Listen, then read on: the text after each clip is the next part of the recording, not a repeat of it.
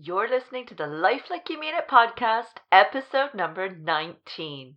Are you happy in your career, or are you like many people who are asking themselves if there is more to life than this? On that note, are you clear of what you want more of and what you want less of in your life? For those of us in our 40s and beyond, we grew up with parents who modeled what a successful career looked like. The problem is our societal norms have changed. So what was considered a successful career for our parents is a far cry from what many of us would consider successful now. The next thing you know, you've spent so long chasing the dream that you're working at a job that no longer satisfies you. Maybe it never did. Or perhaps, like many, it started as your dream job or the ticket to lead to it.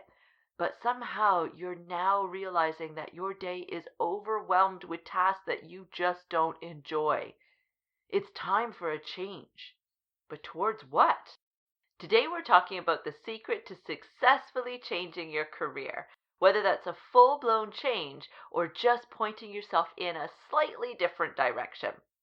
My guest today, Lucia Knight, is a career satisfaction designer, the owner of Midlife Unstuck, an author who helps individuals in their 40s, 50s, and 60s to design their work in a way that maximizes their satisfaction and fulfillment. Because life is too short to do work that doesn't make us happy. Lucia knows exactly what it's like to look in the mirror, unsatisfied and unfulfilled, wondering what she must do to be happy again in her career. She spent 20 years in her first career as a corporate headhunter in Australia before realizing that she needed to make a change. At the same time, she witnessed the ever-growing trend of ageism in the corporate selection processes and felt compelled to make a wider difference.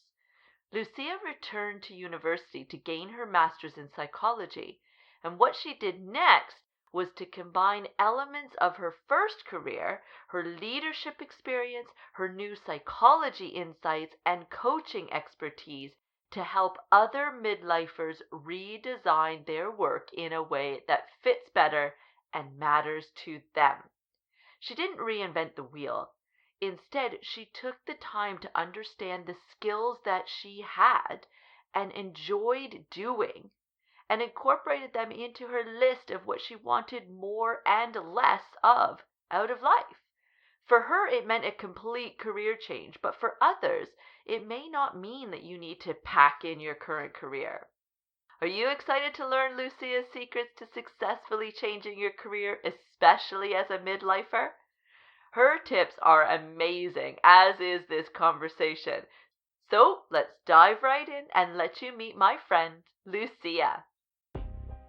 You're listening to the Life Like You Mean It podcast, where we firmly believe that you and only you have the power to make the changes you seek in your life.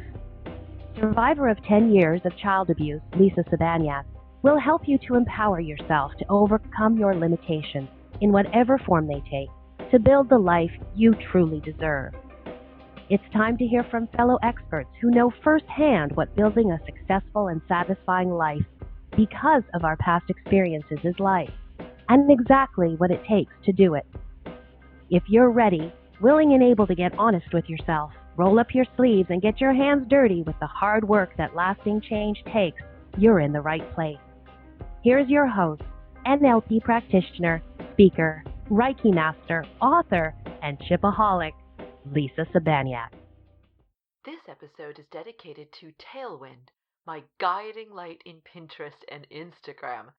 Seriously, this one app allows me to schedule a month's worth of pins in minutes, form and contribute to tribes, which seriously increases my reach because tribes are a group of like-minded people, all sharing content congruent with my interests. And it allows me to create smart loops. If you haven't heard of smart loops or tribes yet, it's because you can't do these things on Pinterest without Tailwind. Smart loops are simple. They allow me to set up a regular contribution of pins on a schedule that I determine. For example, I run a 30-day challenge that you've probably heard me talk about before. Now, it runs all year round, but I get most participants over the new year as people commit to their New Year's resolutions. So I can use Smart Loops to tell Pinterest to start resharing those pins in October to gear up for the new year, and to stop or slow down their release in February when many have ditched the idea of resolutions. This way I don't have to remember to start repinning that content from October to February, and instead I can focus my energies elsewhere. Of course, what would a specialized app be if it didn't include tracking and measuring your Pinterest pins and Instagram posts, right? So obviously Tailwind offers this feature, and it's one of the most comprehensive sets of stats I use monthly to ensure I'm right where I need to be on both platforms.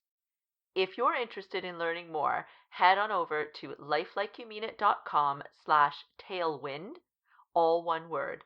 Again, that's lifelikeyoumeanit.com/tailwind. This link will also be in the show notes. Hello, Lucia. Welcome to the Life Like You Mean It podcast. Thank you so much for joining us today. Thank you, Lisa. I'm delighted to be here. I love the work that you do, and you were so kind to send me a copy of your book, which I just plowed through last night. And it is right up my street. We were just having a little chat off air about how similar our stories kind of are. So the audience knows that you were a corporate headhunter and that you just were not finding satisfaction in a career that you once did find a great deal of satisfaction in. So can you just kind of quickly walk us through how you came to this revelation that you weren't really happy and that you needed to make a shift? Yes. So I had been doing in this. I was in the same field for about 20 years, and at about year 17 or 18, I can't really remember the exact time, things just started to shift. I didn't feel as satisfied. I didn't feel as fulfilled. I didn't feel any excitement getting up on a Monday morning, and I felt great joy when Friday evening arrived. And over a number of years, I became more and more dissatisfied with that as a big part of my life. So a few things started to happen. But I essentially got to a point where I decided there's got to be more to life than this. I cannot spend 5 days a week doing work that doesn't make me at least happy, or at least not unhappy. So I decided at one point when I hit that trigger point that it's a now or never moment, and that this time next year I will not be where I am. I had no clue where it was going to be. I had no clue what I was going to be doing, but I knew I wasn't going to be where I was in the same field. So I escaped, I'll try to make this as quick as possible. I escaped not necessarily knowing what a master's in psychology entailed, and had the most stressful 18 months of my life trying to be a full-time mum and a full-time student. But I got through it. And at the end of that, I still didn't know what to do with the rest of my career. And it was at that point I thought, I really need to focus on career change for the rest of my career, because it shouldn't be that difficult. Right. And so I then started to figure out where my skills were, where my passions were, where my interests were, to try to figure out how to do work that mattered to me. And in doing that, I realized I didn't know anybody who'd changed career at my age. And I think I was 44 at that time. And I didn't know anybody who'd changed career so late in life after, a successful long other career. So I realized that I had to start to talk to people who'd done it, but I didn't know anyone locally. So I just got on social media and started to ask people and friends of friends. And I ended up interviewing about 20 people, all who deeply, deeply inspired me, who had done something different. And I loved that process so much that I continued. So I interviewed 100 of them over the last few years. But after the first 20, I knew some of the secrets to changing career successfully, which helped me then design my career in a way that was deeply fulfilling. But I carried on with that because I loved the whole process. I loved the learning. I loved the conversations. I loved changing my whole network. And that then became my book, which I got the opportunity to pitch to a publisher, and they loved it and they helped me write it. As in, I wrote every word, but they helped me craft it into a book. And all the stories I sort of disseminated into 7 or 8 patterns that need to be included in any midlife career change story. Right. And that's my book. I love it. So tell us a little bit more about your book, because I love it. So it's got a pretty long title. Do you mind if I say it? No, go ahead. Okay, it's called X Change, which is related to Generation X. Yeah, so X Change, Yes. how to torch your work treadmill, retire your boss, dump the ingrates, torment the passive aggressors, escape the toxic office, get your fierce on, and design the career that lets you live, love, and laugh after 40. I absolutely love it. Like when the book came in the post yesterday, I hadn't actually seen the cover copy of it. You were just so kind to say, "Oh, Lisa, I'm going to pop this in the post and see if you get a chance to read it before we do the recording." And when it popped in, I was like, "Oh my, what kind of title is this?" And then I read it, and I was like, "Oh, I see what you've done there. Like, it's clear that you need that long title because it is bang on. Like, I don't know that many people who are in the same career that they started out with, say, even 10 years ago, and are really happy. I'm 45, so the majority of my friends are in their mid 30s onwards, right? Yes. And most of the water cooler talk, so to speak, right? When we get together and over, tea or coffees, prosecco or whatever. Gin.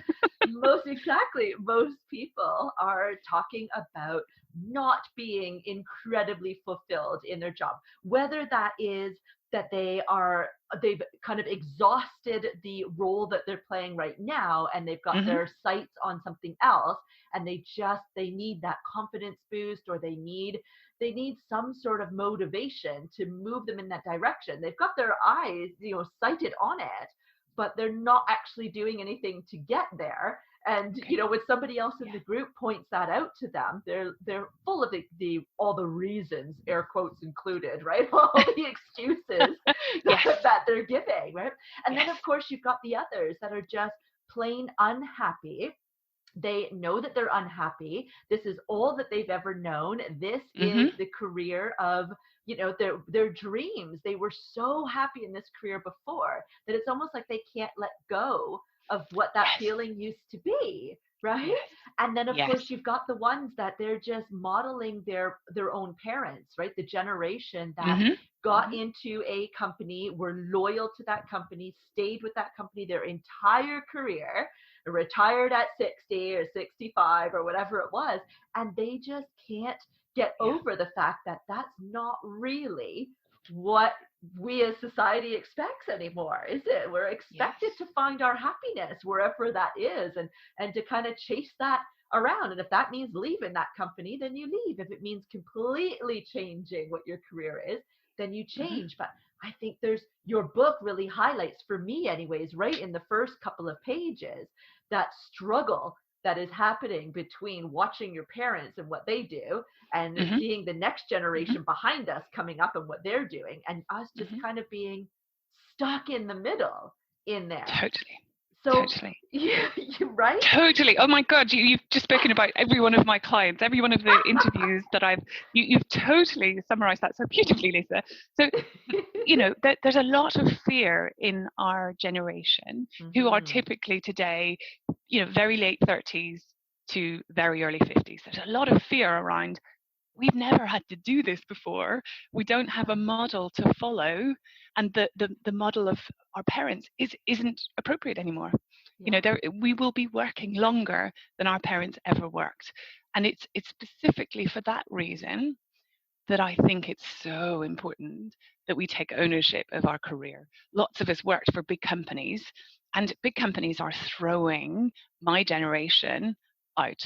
They are discarding them, or putting them in career cul-de-sacs, leaving them in tiny little specialist roles where there is no get out, or watching us get to the top of our careers and then getting fired or being made redundant, or and in my role as a headhunter, I saw that disregard for wisdom. And I wanted to help in a different way. So I wanted to speak to that generation in a way that wasn't politically correct. And I'm not politically correct. I think there is ageism in corporates. but I can't fight that as one human being, but I can encourage individuals of our age group to design and take hold of their life. And I love the Life Like You Mean It logo and brand that you have. It works. It says it all. Thank So you. yeah, it's great. So I think we have similar views about taking ownership, and a lot of my clients don't realize that Yeah. until it's almost too late. Perhaps they're burned out, or they're in one of these cul-de-sacs and they can't figure out how to do it. But everything that you spoke about there is just about fear about designing career in a way that's never been done before, never needed to be done before, or fear of losing status, or fear of you know this the costs that we have incurred in becoming a lawyer, becoming a headhunter, becoming a doctor, becoming a marketing specialist. That's taken a lot of our time, effort, and investment financially, Yeah. and you don't want to throw it away. So lots of the people I've interviewed and lots of my clients end up making tweaks, quite serious tweaks to their career, rather than making giant leaps. Right. And I think I think, I don't know, is that your experience as well? Yeah, I would Yeah. I would agree. I mean, there's definitely a lot of people out there that make a complete and total Yes. change, right? There seems to be a big move right now with people getting out of corporate to be their Yes. own entrepreneur, right? Yes. And that's wonderful to see. But Mm-hmm. it makes us kind of lose focus of the people who are just making those, not necessarily subtle, but those less Less dramatic. earth-shattering Yes. Yes. shifts, if you will, that are Yes. maybe staying within corporate, but having completely different roles, right? Or just Or changing their priorities, right? And realizing that they would like to have more of this kind of elusive work-life balance, that they would like to be Exactly. able to focus on themselves and their happiness and their time with family and Yes. things like that, and that it's no longer acceptable for them to, and for the rest of us it shouldn't be either, to work Yeah. so hard that we don't have an identity outside of work anymore. That's so true. So there are 20 mini stories in the book that Yes. I've written, but some of them are. So I've just used their first name, but they all are real names, and they're all real people, and they're on my website. But Andy was an international FD who travelled for 2 weeks at a time, all of the life of his children until Oh they my were gosh. 13, when he decided that he wanted to see his teenage children. He wanted to be with Right. them. And so he went through a whole process of changing career, but actually he still ended up in finance. He just did it in a different way. He pointed Right. his superpowers at different people. So he wasn't in corporate anymore. He was in control of his own life, but he got to see his child. One of the highlights of his life story is that he gets to take his 13 and 14 and 15-year-old child to the pub every Friday at 4 o'clock, and they regale the locals with a story over pink lemonade or something, with stories of their life. So he's absolutely embedded. He has dinner with his Ah, children every day. And another story of Martine, who's an international HR director, who did a similar move, but for the same reasons, had teenage children and felt that they needed support. They needed her. They were calling her home. So yeah. she set up a franchise business that she works very hard, but she can flex when and where she is to the needs of her family. And that need to be a bigger part of, or to be more present in the family, runs through an awful lot of the stories that Yes. of people I've interviewed. Yes, I love it. Now, you mentioned superpowers. I Yes. love this. So, what are superpowers, and do we all have them? How do we get them? How do we find them? Well, Yeah. so superpowers, it's the phrase I use to describe uber specific strengths. So all of us, or maybe not all of us, but a lot of us have over our careers done some sort of psychological profiling. The average person has done a Myers-Briggs somewhere in their life, or Gallup Strengths Finder, or something like Yeah. that. So we have a pretty decent idea of what our strengths are. But superpowers are the skills that you're using when you're losing time, the skills that you are activating when you are helping people, the skills that you try to use in work every day, when you put your hand up, oh, I'll do that bit of that project. Oh, I love doing that bit of that project. So they are skills that you've been using probably all of your life, often Right. since childhood. So they are so specific. And I run a program that helps people to rediscover them, because when we discover them, everybody knows them. It's just they can't articulate. But we Yes. discover 5 of our superpowers.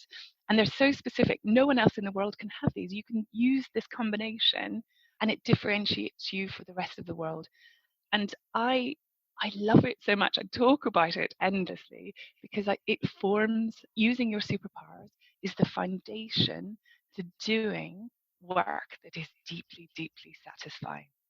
Oh, I Because when love you do that. them, they connect to everything within you. They it's impossible to feel drained using these superpowers because you have practiced them all of your life. So, I try to get my clients into a situation where they're using their superpowers at least 50% of their day. And when we do an analysis of before and after, often if they've been promoted to a situation where they've gone beyond using their superpowers, or they're in one of these career cul-de-sacs which I mentioned, they're Yeah. not using any of their superpowers. And that's Right. why work becomes less and less satisfying. And that's exactly what happened with me. Does that resonate with you, Lisa? Yeah, absolutely. It's so much so. I was talking to you before we started recording about my shifts in my career. And for Mm-hmm. the audience that don't know, I used to be a registered massage therapist back in Canada, which is like a physiotherapist here in the UK. And that's what I did for 16 years. I absolutely loved it. I had my own wellness center for much of those years, and I was helping people every day. People were walking into my clinic, in pain, and they were leaving with at least less pain, if not feeling fabulous. And there's no greater feeling than that. And I was making these connections with people because of being able to help them. And I felt like I was making a tremendous difference in the world. And then I started letting my head kind of get in the way. And I had broken 4 toes on one foot at the same Oh, time, which started getting me, yeah, which started getting goodness. me realizing that the work that I did was very physical, and that if I injured myself, if that had been my hand, I would have been Mm-hmm. out of work for 6 weeks with no income, right? Oh And gosh. some of my clients that needed to come and see me, with motor vehicle accidents or things like that, they were Mm-hmm. coming in many times a week. They would Mm-hmm. have to go to someone else, and so it kind of became apparent to me that this was a career that the older I got, the less I was going to be able to help people, because I would physically wouldn't be able to do it as much.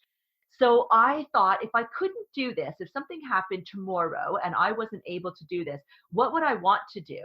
And I went back Mm-hmm. to school. I went to university so that I could become a teacher, because Mm-hmm. I thought, a secondary school teacher, because I thought if I couldn't help people in this way, then I would want to still give back to society. That's one of my superpowers, is being able Yes. to care for other people and allow them to nurture themselves and find their best self. Mm-hmm. And so I went back to school. I loved it. And as I was graduating, I got a job here in the UK teaching Mm-hmm. biology, or secondary school science. And I jumped at the chance. I thought, oh, this is why I've made this huge change in my life. I'm going to be, moving continents. Like, how exciting. And I was 39. So it was a Mm-hmm. great time in my life to do it. And then I got here and I hated the job. I hated the job. I loved the kids. I loved the environment. The teaching wasn't the problem. It was the school system here that was Mm-hmm. the problem. And for Mm-hmm. those that don't know, in the UK, very, very briefly, it's very based on standardized exams. And so how the kids do at the end of the year on their standardized exams determines their entire grade. Nothing that they do in the Mm-hmm. classroom matters, essentially, except for to the teacher, to get an idea of whether or not they're going to meet their targets when they take that final exam. And some kids just don't do well on an exam. And some kids come into secondary school all excited about a subject like science. And within a couple of months, they feel like they're stupid because they have failed their tests, or not done as well as what they thought, when they can answer questions in the classroom, they can do other things to show their knowledge, but that doesn't matter here in this system.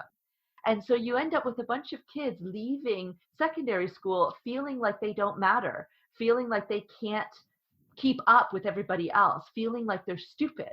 And knowing how difficult it was for me, a good student, to find my way by the time I found my way through to massage therapy, for example, right? It was a real challenge. And so for these kids to be coming out with such low self-esteem and such, they don't have any idea what they're good at. They just know what they're bad at. So they haven't had any opportunity to nurture their strengths. They don't know their superpowers, right? They don't, but No. You did, and you understood that if one of your superpowers was nurturing other people to help them find their best self, that system that you find yourself in became your kryptonite because you couldn't use your superpowers.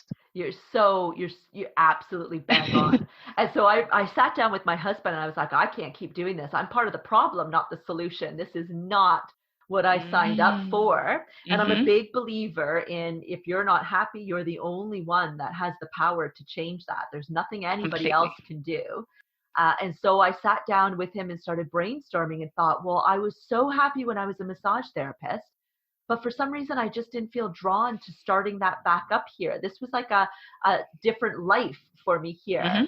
But I realized, I need to go back to the same sort of strengths that I have, where I'm going to be nurturing people and helping them to be empowered to find their own strengths and create their own level of wellness.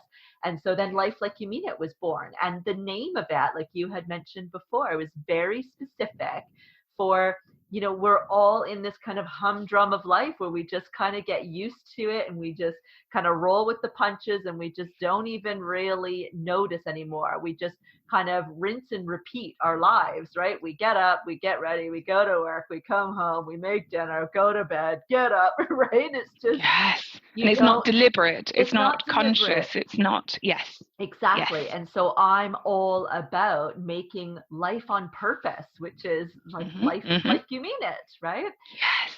So I love that's a perfect example. Thank you. Thank you. Well, only because another point that some of my clients say, well, if I were to use my superpowers, does that mean I can only do it in one way? But what you've proved there is that in your massage therapy business, you were using that exact superpower that you've just explained to me. You would and could have used it as a teacher, but the system didn't allow you to use it in the way that you needed to feel fulfilled. And now you've designed something else that's completely different, but has exactly the same superpower. And that, that's an amazing mind shift movement for lots of people to see that, that's 3, but I don't think this will be the end for you. You probably use it with your partner. You probably use it with your wider family. You use this superpower all the time. This is the perfect spot to take a quick break to ask, are you ready to make some serious changes by living your life like you mean it? I've got just the thing for you. I've created a free 30-day challenge to help you transform your mindset and your emotional well-being. For 30 days, you'll receive a daily email packed with goodness, including a new mindset exercise for you to tackle, as well as fun things like meditations. All you need to do is to commit to this challenge by registering and then opening the emails each and every day and completing your challenges. Simple, right? If you said yes, then you're ready and you know that you deserve this. You can register for free by going to lifelikeyoumeanit.com/challenge. You can also find this link in the show notes. Tailwind is my favorite scheduling app of all time. I use a different scheduler for Twitter, Facebook, and LinkedIn, but for Instagram and Pinterest, nothing beats Tailwind. On average, I get 1.8 times more likes on Instagram and 6.9 times more repins on Pinterest. Because I've harnessed the full power of Pinterest using Tailwind, the majority of my web traffic now comes from Pinterest for free. Yep. I've ditched the bulk of my very expensive Facebook ads in favor for what is essentially free advertising on Pinterest. Of course, you can pay to promote your pins and even run ads on Pinterest, but with Tailwind, I don't need to do any of that. Instead, I use the tools available to make my pins seen by the most people. I use their tribes feature a lot. Tribes are groups of people who have banded together on Pinterest to share each other's content. Most tribes have ground rules, one of which is usually that you must repin or share at least at a ratio of 1:1. So every time you post in the tribe, you need to repin or share someone else's content as well. And I'm telling you, this one tool alone has been a game changer for me and my business. Interested in finding out more? Head on over to lifelikeyoumeanit.com/tailwind for more details. The link is also in the show notes. Are you struggling with some areas of your life, disappointed that things have not turned out the way you had hoped or planned? Perhaps you're celebrating your successes in some areas of your life while really feeling you've missed the mark in others. If you've decided you are no longer comfortable with being unhappy and are ready to do the work at your own pace in the comfort of your own home to change your life to one where you feel confidently successful, fulfilled, and greatly satisfied, then my online mini course, Becoming Fulfilled and Satisfied with Your Life, is for you.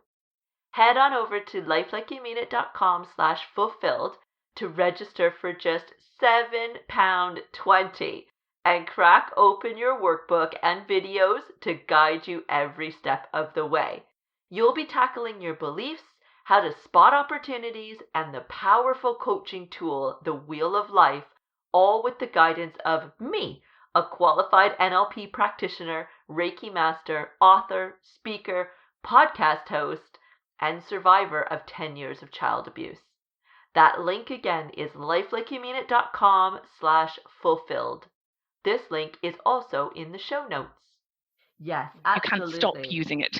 Yeah, and I find it really interesting. I love this conversation of superpower because I couldn't quite put my thumb on it before, right? Because all the people around me were like, what? You're going to leave teaching so that you can do what exactly? Right? Because at the time that I was leaving, I was not yet an NLP practitioner. I hadn't even started school for it. I was basically a blogger. And I ran a 3-month coaching program for those survivors of abuse to bring them through the different strategies that I use successfully to get to where I am in life, right?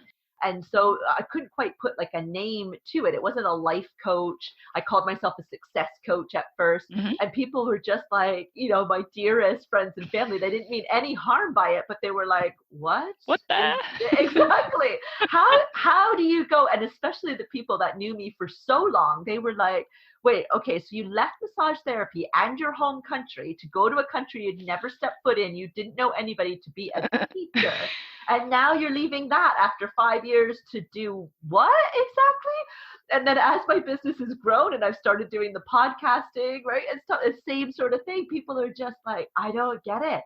How does your mind work to do this coaching stuff? And you do the NLP stuff, you do the podcasting stuff, you've written a book stuff, and they look at it as all separate components. And whereas the opposite, it's all just a slightly different thread of the same thing. And that's just one of your superpowers. Yeah. You know, you'll have many more, but that seems incredibly logical to me. So thank you. So I know that you've got a Discover Your Superpowers program, but can you just give a little smidgen of advice to people that are going, oh man, I want to know what my superpower is. What is just one thing that they can do to start honing in on what one of their superpowers is? Okay, so I would just take, this is really quick, but I would just take a piece of A4 paper, split it into 4. In the first quadrant, write a list of what you're doing when others compliment you.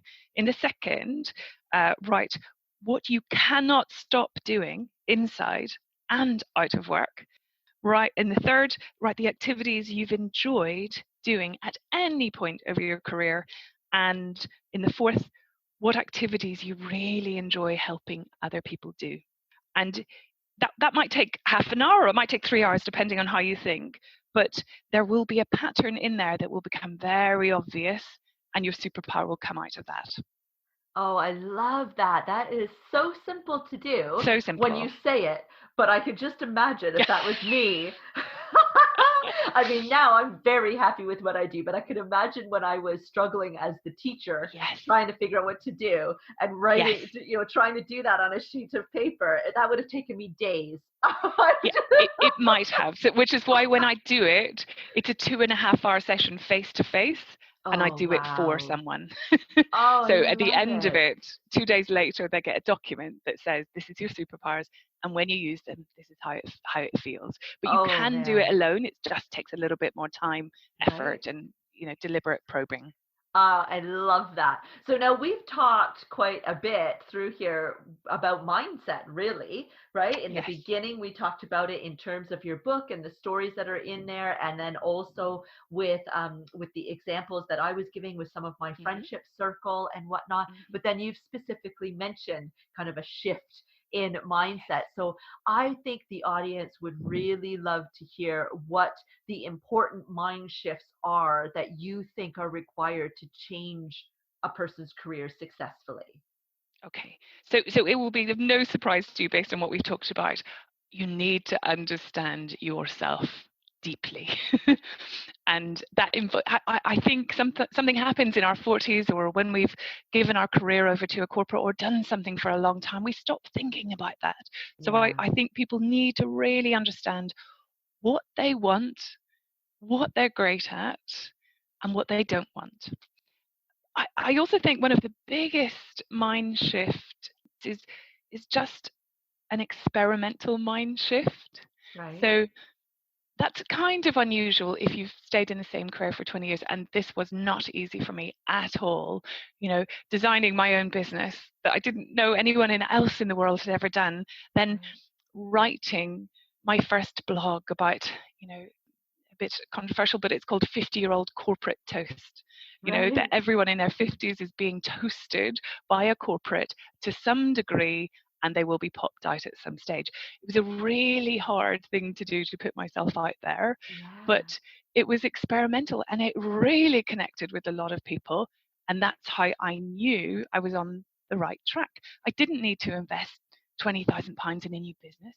I just needed to write a blog and put it out there. And I think lots of people think, well, I need to design the plan B perfectly before I do anything. Well, I think that's the opposite of what needs to happen. You could spend half an hour trying something new and releasing it into the world and seeing how it lands. Yes. So I think using your superpowers to put new things into the world is a mind shift that doesn't exist if you've had the same career for 20 years. Right. But little tiny, teeny tiny experiments. And I think you and I probably know, Lisa, that even when you want the world to see what you're doing, you have to shout really, really loud. Yes. And so when you put something new into the world and nobody notices, it's actually a great thing. Because then you have to keep shouting and keep trying and keep experimenting. So I think that experimental mind shift is crucial to success in designing a career that will make you happier. Absolutely. So do you think this whole superpowers that you've been talking about and these mindset shifts are the key to doing satisfying and fulfilling work? Yes. So understanding your superpowers and then throwing them out into the world in lots of different ways to see how it feels, to sort of analyze, does the world need this, want it, like it, and then to refine it to make it commercial, because ultimately we all need to earn money. And so there are practical elements to it. When I talk about superpowers, it feels very airy-fairy. But the reality is we need to make money. And my whole focus is to allow people to understand their superpowers and then commercialize them. But the only way you can commercialize them is by experimenting to see what works. Yes. Absolutely. And I totally agree with this whole concept of us losing touch with ourselves, what we even Hmm. like, what we even, Yes. we lose track of that with work, especially. But I think we Hmm. lose track of that in our personal lives too, because when you get into a relationship, it's totally natural, for example, for you to, start befriending your partner's friends and them with your friends. And then you start going out and doing couple things, and then Uh-huh. maybe you maybe like my husband is into a Formula One racing, and I'd Hmm. never watched a Formula One race, but now I'm into Formula One racing, right? That's what we Ah. do over the weekend. When there's races, we'll watch the qualifying, and then we'll watch the race, or And the you day enjoy later, or it. whatever. And I enjoy it.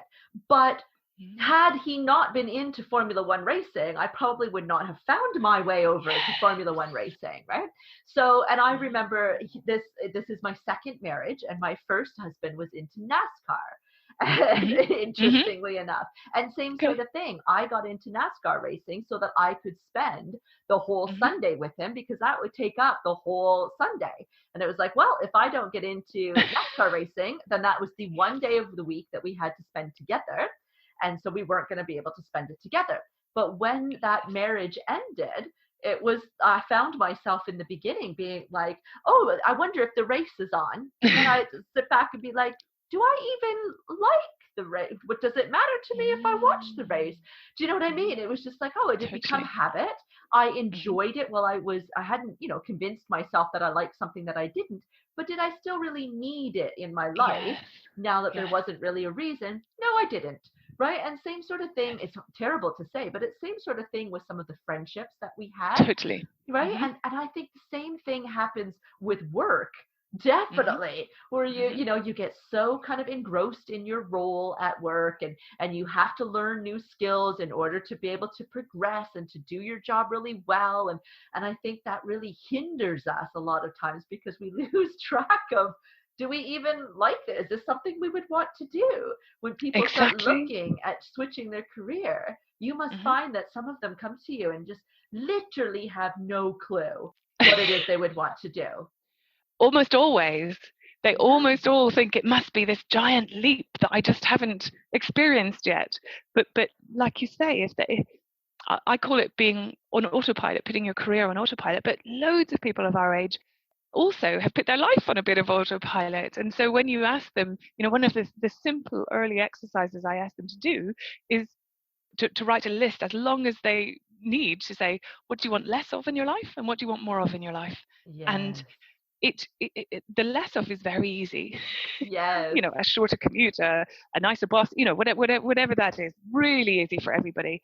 And every single person I've ever asked has been stumped at the what do you want more of.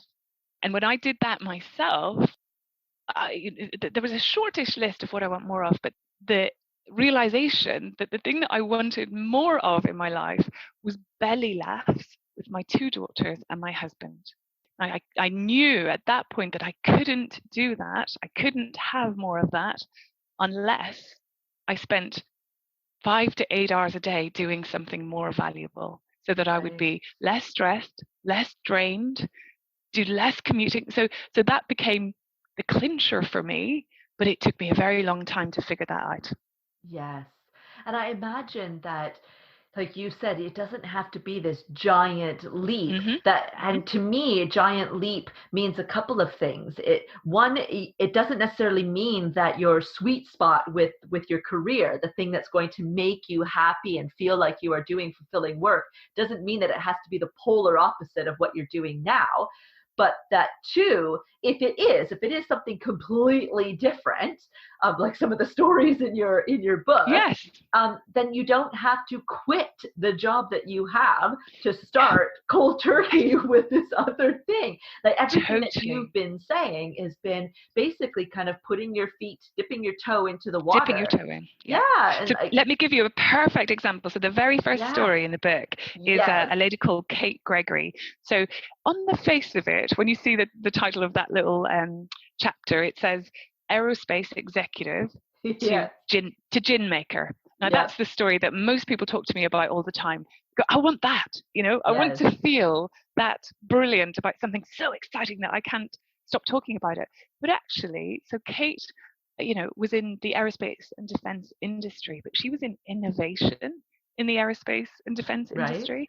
So what she, at the weekends with her business partner, they innovated a new gin, and they were driven to make the best, finest gin in the world, but they had no extra money. All they had was their evenings and their weekends. They both had 3 children. Is it 3 and 2? Single parents. So they had no money to risk. Right. But they innovated around gin, and they did it slowly, and they took it to Fortnum and Mason's, which is a beautiful sort of high-end shop in London, and they asked to see the wine merchant there, who loved their gin, and Love put it as the wine of the month the next month. So they risked absolutely nothing, but they experimented in innovation constantly. And Yeah. that's what Kate had done in her career. So she didn't pack her career in, she just pointed her superpower at a completely different problem that she happened to be passionate about gin. I love it. Now we are at the tail end of the holiday Okay. season. When this Yes. episode airs, it's going to Yes. be December 30th. So we've done with Christmas, and everybody now is probably focusing their target on their New Year's resolutions, which we all know can be easier said than done, right? Yes. And I've talked a lot, both in my personal work and on the podcast, about different tips that people could do to make sure that they're setting reasonable goals for themselves when they're doing their New Year's resolutions. But I love this idea of your superpower. And obviously, everybody deserves and wants to be doing fulfilling work. So, how can you spin this, Lucia, so that people can kind of incorporate their New Year's resolutions towards finding their superpower so they can be doing fulfilling work like Kate is now doing, like you're now doing, like I'm now doing? Yes. So I'm wary of New Year's resolutions because I Yeah. always fail at them when I go too big. So Yes. I'm going to give you tiny, tiny little things. I So love it. I've got 3 tiny little pieces of advice. The first is, I've already talked about it, the A4 sheet of paper. Start that, with the 4 quadrants. The second is, write down one thing that you would like more in your life next year. Oh, yes. And the third thing is, do one tiny, tiny experiment in January that might give you the opportunity to get a little bit more of that. Oh, I love it. I love Tiny, it. tiny experiments. Yeah. Those are all completely doable, aren't they? Because They're doable today, aren't they? Yeah, exactly. Because a tiny experiment, like give Yes. us an example of what thing you would have done as a tiny experiment when you were starting to shift. So millions of them. So a tiny experiment, set up an Instagram account. Yep. The thing that you're passionate about. If you like photography, set up an Instagram account. If you Yes. are one of my clients is experienced burnout and has gone through a whole rebuild process. So she has started a Facebook account and writes about it, looks at research and releases it into the world for Oh, I no love it. major benefit, but well, for the benefit of her first to release her knowledge, but who knows where that will end up. And she has all sorts of people talking to her. She's only done it for a couple of months, but she has all sorts of people talking to her. If you like gin and love the idea of gin, well, go on a tour. Yeah. Go on a tour and see if you're intrigued by how it's made. If you like writing books, write a poem. Tiny, tiny, tiny experiments that you don't even have to release to the world if you don't want to. But if you think photography is the thing you want to do, take a photograph today. Yes. Yeah, I love it. It's the same thing as the work that I do with comfort zones, right? It's Okay. like when you start to come out of your comfort zone, it starts to feel a little bit scary. Some people can Yes. even totally panic depending on how far out they are. And like, for example, if you wanted to stay in the corporation that you're in, but you want to have a different role, and you know that you need a university degree in order to have that role, there's no way that just experience itself is going to do it. You have to have that degree. I don't know what job that would be, but Yes. say that's it. and you don't have that university degree. Obviously, going and enrolling in university full time and having to quit your job is not a little experiment, right? That's too big. But what you can do is you can chunk it down. What are all the things that you would need to do before you ever enrolled in uni? Exactly. Maybe you just need to go and have a conversation with your boss and say, look, boss, I really would like to have this as my target of where I would like to see my career progress to. Do Yeah. you have any advice for how I can get this degree while still doing my job and being an integral team member here? Because your Yeah. boss might have an inside, might know some tidbit of information about, oh yeah, actually, there's this program over at this university that you can take on the weekends or at night. Or, so, do you know what I mean? You have no idea. Totally. Invariably, one of the experiments in that situation that you've just given is there will be people who have had success without doing that degree. There will be. There will somewhere be. in There the world. is. There is. So finding, if a degree is a 3 or 4 year commitment, committing a month of your spare time to finding the people who've done it differently could transform your opportunities. Exactly. You don't have to reinvent the wheel with anything, do you? There's always, like, I love that that's what you did when you realized that you wanted out and you changed course for your own career so that you could find fulfilling work for you. That the first thing that you did was to go out and find other people that had these stories, and then you turned it into a book, right? And like, to me, when I was reading some of these stories, I got a few stories in and I loved the inspiration. So I was like, yeah, I can imagine that if I had picked this book up when I was in the throes of teaching and so unhappy and having that little bit of a not panic attack, but feeling like doing something else would put me out of my comfort zone because I had spent so much money to go back to school. I had left my home country, all my family and friends. I risked a lot, right? I came here and had to make new friends and was very lonely in the beginning, and had a lot of issues that I had to get through. To then chuck it away was like, what? But if I would have picked up your book then, that would have been so inspiring to see, oh, there are other people who have had, big mortgages, little kids, like all these things that would be just as risky. And yet, they went and did it, but they did it in a way that was safe, right? I mean, Kate with her gin story was safe. She started out in her spare time doing all of the research, all of the innovation. She got her best friend involved, so she wasn't doing it by herself either. And I'm sure that took quite a toll on her marriage and her family life and herself for the first couple of years of working full time and doing this. But knowing that, we still have all of the same income coming in, we're not risking any money going out. And then we can make a decision after a couple of years if this is viable. And a couple of years later, she's done with her aerospace career, and she's walked away from a full-time. She's a full-time gin maker now, and loving every minute. I went to see her about a month ago, and she and her business partner, their business has grown hugely. And when I said, "Do you have any regrets?" And they both said, "No, we just wish we'd done it sooner." And that's what I guess I'm hoping my book is for people who feel stuck. Just it's a little book of hope. That there are so many ways that you could do this. You don't need a fortune. You don't need time. You don't need an absolute perfectly designed plan B, but you do need to start. You do need to start. You need to understand your superpowers. You need to work with your superpowers, and you need to do little experiments. I love it. That's so great, Lucia. Thank you so much. How can people find you, find out more about this Discover Your Superpowers program you have, get your book, all of the good stuff?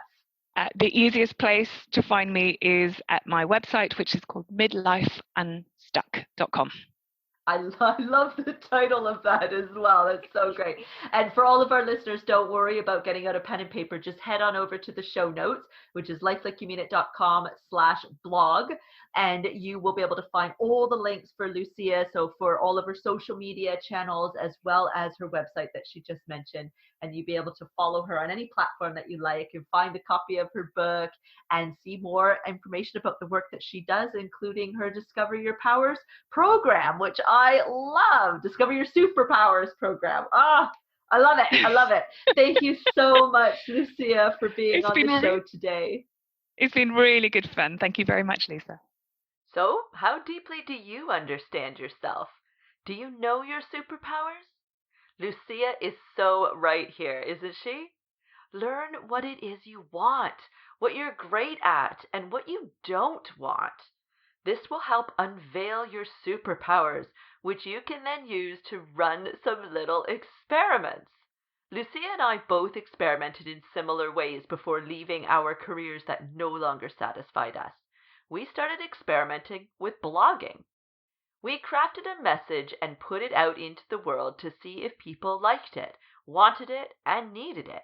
When each of us realized they did, then we figured out how to commercialize it by turning it into our businesses.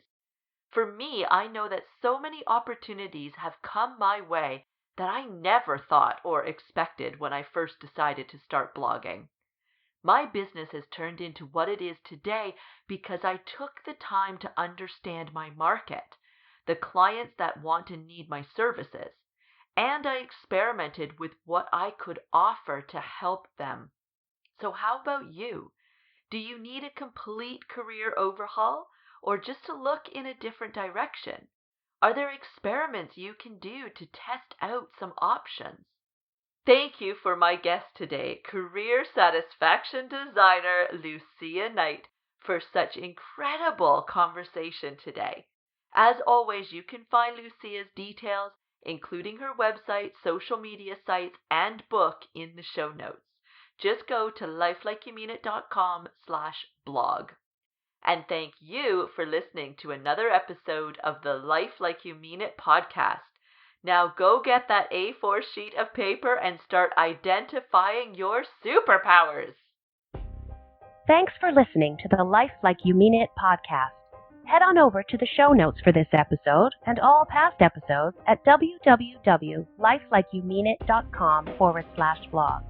If you love the show, leave a rating and review. Share that love by spreading the word, post a link to your social media, share it with your friends, and follow or subscribe to the podcast on your favorite podcast hosting site. Thanks so much for tuning in. Until next time, remember to live your life on purpose by living life like you mean it.